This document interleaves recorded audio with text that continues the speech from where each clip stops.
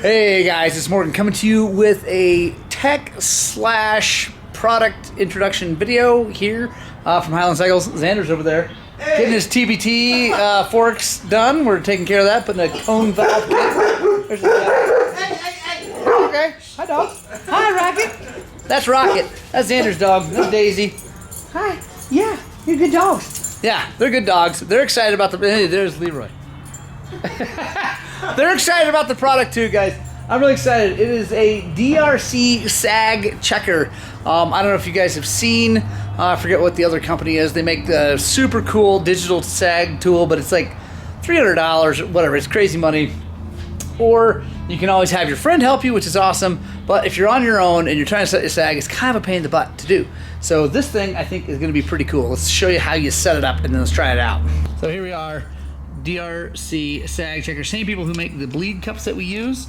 Super simple. It's $39.95, pretty inexpensive. You're gonna take this piece down here. We're gonna run it into the axle like that. Slide that over. Tighten that down. You don't have to go crazy. Just make sure it doesn't want to fall out. There we go. Then we're gonna come up here and you're gonna attach this onto some part of the fender. Doesn't really matter. There we go. Tighten that down so it doesn't want to come out. This is our indicator. Come down like that. Now, this has a little adjuster on it. There we go. You want to make sure it moves pretty easily on this thing, but that it stops.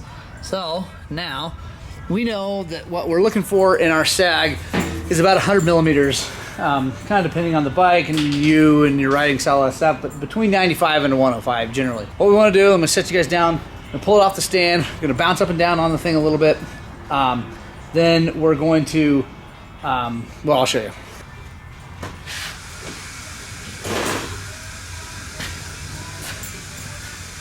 Guys, one thing you want to check and make sure is when you push down that the cord goes through it, but when you lift up, it comes up. So now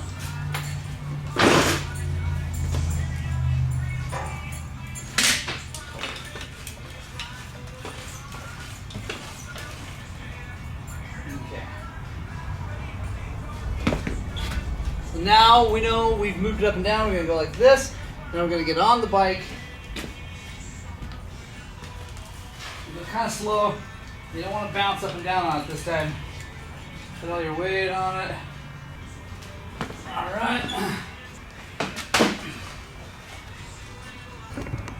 All right, guys. So now, got my ruler here, and what we're doing is we're checking to see if we got 100 millimeters.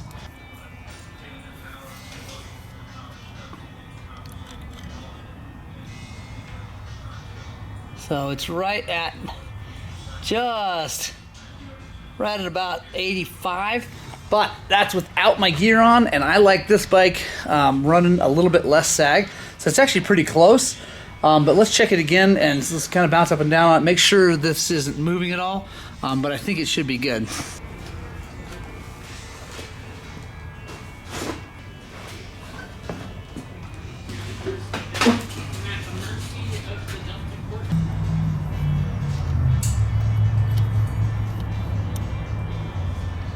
So there we go.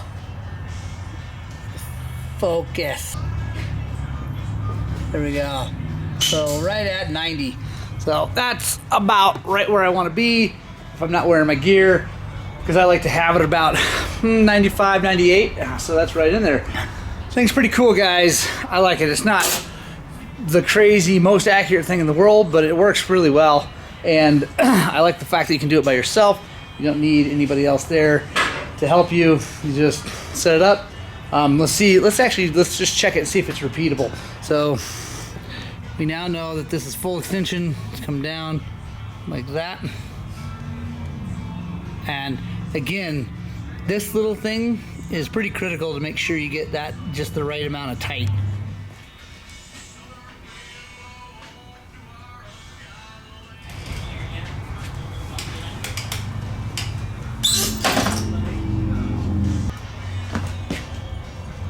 All right, let's see. Should be. So that is actually, there we go.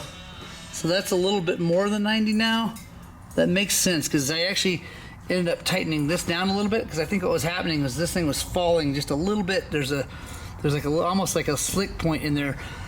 I just got this thing, so we'll keep messing with it, but that's really close, and that's what I want to see. Is it's just easy to use. So that's more like, like I said, that's more like 95, 96.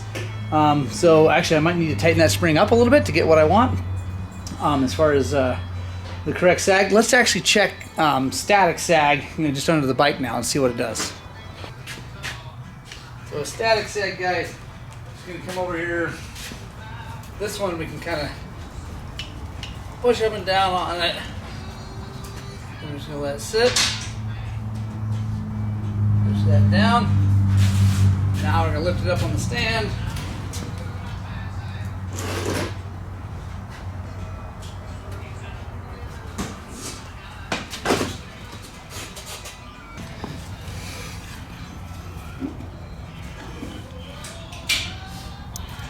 So we're looking for 25 to 35. If that would focus. There we go. So that's right on the money, about 35. So I could definitely tighten that spring up. I think it's sagged out. That spring's the spring we put on it when I first got the bike. So I'm gonna go ahead and tighten that spring up. Get the static sag a little bit less. Get my rider sag a little bit less, and we'll be good to go. So anyway, I think it's a pretty cool product for 40 bucks. You can actually check your sag yourself. I think it's pretty awesome. Anyway, check them out online. It's like I said, it's DRC hardware. Sorry, I'm looking at the instructions. So it's DRC hardware, the same people that make the bleed cups we use. Check them out. If you want to buy one from us, let me know. We'll ship one right to you. Thanks a lot, guys.